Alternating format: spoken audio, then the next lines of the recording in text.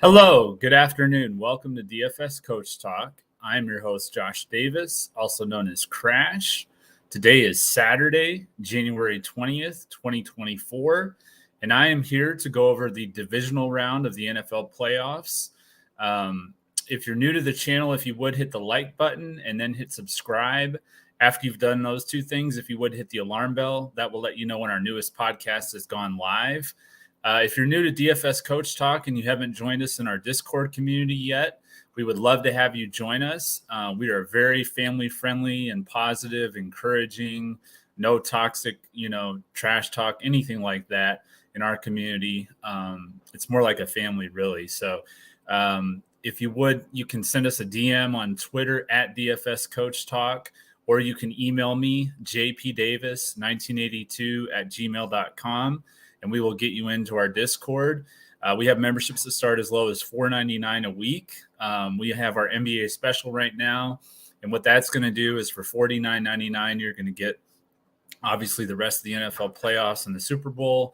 You'll get the first few months of Major League Baseball, and you will also get the rest of the NBA season and the NBA playoffs, NBA finals. So all the way through, middle of June, basically. So $49.99, really good deal. Also cover any other sports that we may cover, PGA. If we have some NHL during the All-Star break of the NBA, we might, have some NHL lineups too. So really good deal, $49.99. And then, like I said, we do have our weekly memberships for just $4.99 a week. If you've never seen our podcast before, this is your first time here, I will be giving away a free week membership of DFS Coach Talk to someone if you're new. So please let me know in the chat if this is your first time here. Let's go ahead and get right into it. Starting with the first game today, it's kicking off in about an hour and a half. The Houston Texans taking on the Baltimore Ravens in Baltimore. Baltimore is a 9.5-point favorite, minus 480 on the money line. Has a 44 over under, the lowest, I believe, of the weekend. Yeah, it does. It has the lowest over-under of the weekend. 24 degrees, so this will be the coldest game outside of Buffalo. I think that one's going to be a little bit colder, but about the same, really. 24 degrees, 16-mile-an-hour winds blowing to the west-northwest. We should have our inactives now, so let me hit refresh. Okay. Jerry Hughes, Case Keenum, Eric Salbert, Tier Tart, and Nick Broker for the Texans. Amave Laolu for the Ravens, Malik Cunningham, Marlon Humphrey. That's a big one for Baltimore. He's their number one corner. Josh Johnson, the backup quarterback. Sam Mustipher, backup center. Deshaun Phillips, linebacker, and then Tylan Wallace, who's made some big plays on special teams this year. He's out for the Ravens. The next game is tonight. Obviously, I can't wait for this game, but the Packers are taking on the 49ers in San Francisco. San Francisco is a 10-point favorite, which don't get me started on that. San Francisco is minus 520 on the money line, 50.5 over under, 86% chance of rain, 57 degrees, 11-mile-an-hour winds blowing to the south. Then we shift to tomorrow. 3 p.m. Eastern, the Tampa Bay Buccaneers taking on the Detroit Lions. Lions are a 6-point favorite at home, minus 275 on the money line, over under of 50. Sam Laporta is listed as questionable for Detroit, but I think he'll play. And then the last game tomorrow night is going to be the Kansas City Chiefs in Buffalo taking on the Bills. The Bills are a 2.5-point favorite at home, minus 150 on the money line, 45.5 over under. 22 degrees, 13-mile-an-hour winds blowing to the west-southwest. Let me see if we have any questions in the chat.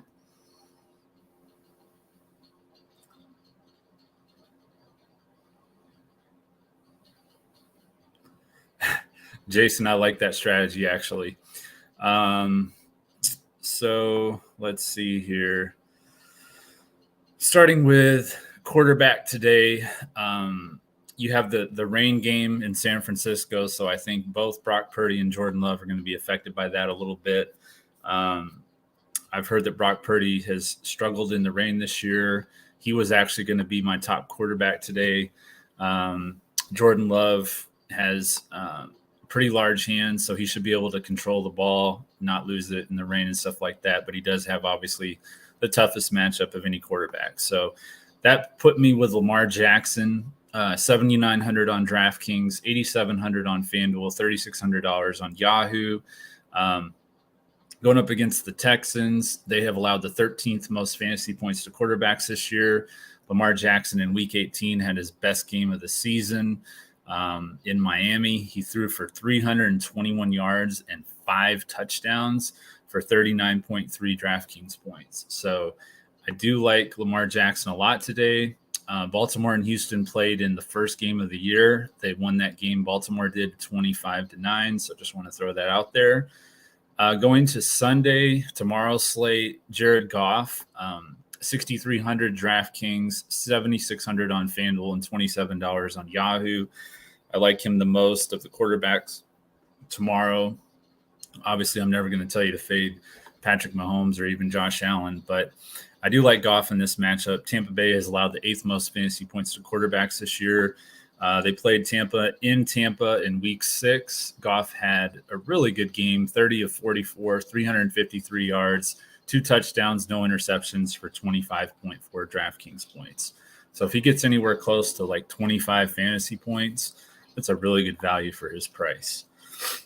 Obviously, tonight at running back, my top option is Christian McCaffrey. He's 8,800 on DraftKings, 10,800 on FanDuel, $42 on Yahoo. I would expect him to be somewhere around 70% owned. So in tournaments, if you want to fade him, as bold as that is, I do think that is a possible option in tournaments only. Would not fade him in cash, obviously. The Packers have struggled off and on against the run. They've been better against it of late. If you look at like just their last 3 games, they're actually number 2 in the league against the run, but they haven't faced a back like Christian McCaffrey. So they have allowed the 13th most fantasy points to running backs this year. The game is forecast for a consistent rain throughout the game. And knowing Kyle Shanahan, I think he's going to run McCaffrey as much as he can until Green Bay proves they can slow him down. So I'm thinking he's going to get 25 to 30 carries tonight. For the Sunday slate, not a lot of great options at running back, really, based on the matchups. You have the Lions, who are number 1 against the run this year, Tampa Bay, who was number 3, and Kansas City was number 9. So they're all top 10 run defenses. I do like Isaiah Pacheco, I guess, by process of elimination. Buffalo did allow the 16th most fantasy points to running backs this year. He's 6,400 on DraftKings, 7,500 on FanDuel, and $30 on Yahoo. So Isaiah Pacheco, if I had to absolutely choose one running back tomorrow, he would be my top back. Today at wide receiver, I like Zay Flowers. He's 6,000 on DraftKings, 7,000 on FanDuel, $24 on Yahoo. We do have to save a little bit of salary paying up for Lamar Jackson and Christian McCaffrey. So you kind of have a little bit of a mid-tier price with Zay Flowers. He has scored 20-plus DraftKings points in 3 of his last 4 games. His Week 1 matchup with Houston, he had 17.7 DraftKings points, 9 catches on 10 targets for 78 yards. Let's look at the chat. Yeah, Tampa Bay and Detroit, if you're doing the all 4 games, not just the 2 Saturday and then the 2 tomorrow separate, I do think that would be the game to stack. Tomorrow, my top receiver is Amon-Ra St. Brown. He's 8,200 on DraftKings, 9,200 on FanDuel, $36 on Yahoo. Obviously, we're looking to pair him up with Jared Goff. The Bucks allowed the 9th most fantasy points to wide receivers this year. He had one of his best games of the season against Tampa Bay in Week 6. He had 12 catches on 15 targets for 124 yards and a touchdown for 33.4 DraftKings points. St. Brown scored 21.5 DraftKings points in 5 straight games. So I do like him the most of any receiver this weekend, regardless of the slate. Tight end, I like George Kittle tonight. He's 5,200 on DraftKings, 6,400 on FanDuel, $23 on Yahoo. Baltimore did not activate Mark Andrews. I was thinking that Mark Andrews could be a good option because he's a little bit cheaper than Kittle. But with Mark Andrews still on IR, Obviously, you could look at Isaiah Likely, but I like George Kittle. The Packers allowed the 14th most fantasy points to tight ends this year. And then going back to last week against Dallas, as good as Green Bay's defense played, Jake Ferguson had a career game. He had 10 catches on 12 targets for 93 yards and 3 touchdowns for 37.3 DraftKings points. Granted, a good part of that was in the garbage time against the backups and whatnot, but still 3 touchdowns, monster game. I think the Packers will focus on, doing everything they can to slow down Christian McCaffrey. Assuming Jair Alexander plays, I think he'll be on Brandon Ayuk. So Kittle should have a lot of opportunities against the Packers defense. Tomorrow, I like Sam Laporta. He's $5,900 on DraftKings, $6,600 on Fanduel, $21 on Yahoo. He's my favorite option at tight end on Sunday.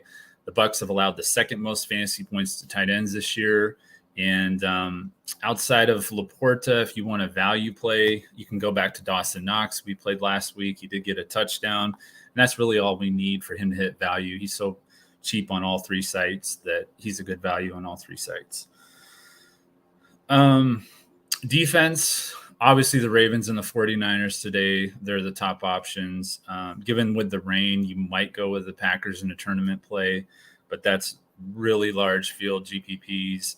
And for the most part, I would just stick with either the Ravens or the 49ers.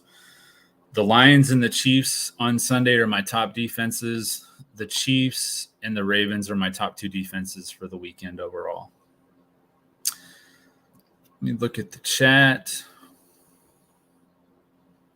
I don't see anyone new, so probably won't be doing a giveaway this week. My lock of the week is going to be the Ravens over the Texans. I think that Baltimore is the best team in the league right now. I think they're going to be able to confuse C.J. Stroud kind of like they did with Brock Purdy on Christmas Day. And so I do like Baltimore the most of any of the teams this weekend. My upset is going to be the Chiefs over Buffalo. I think that no matter where Patrick Mahomes plays in the playoffs, I trust him more than just about any quarterback in the league.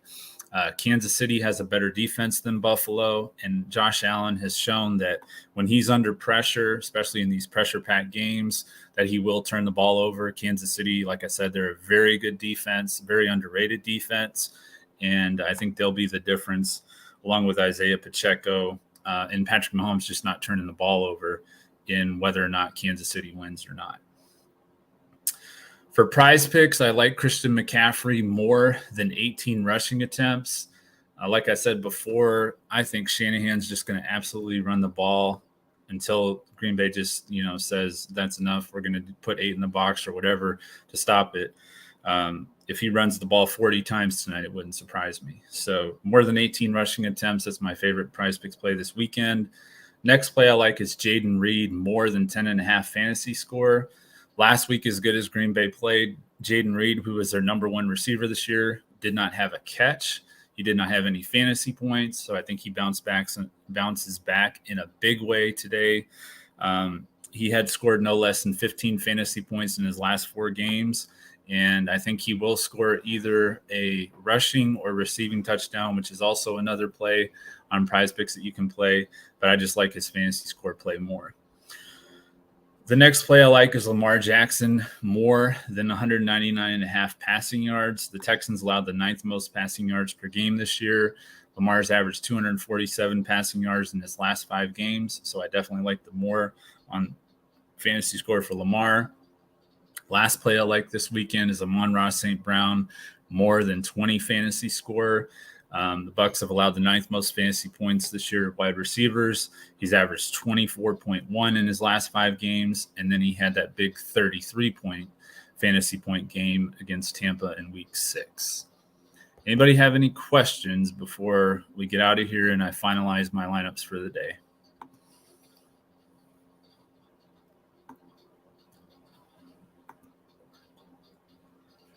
Orton? Excuse my ignorance, but I don't know who that is.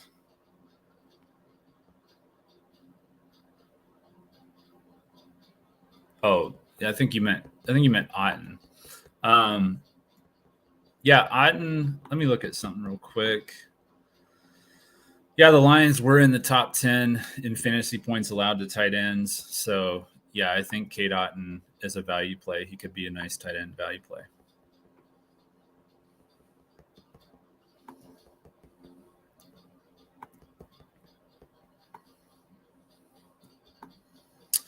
All right, guys. Anybody have any other questions before we get out of here?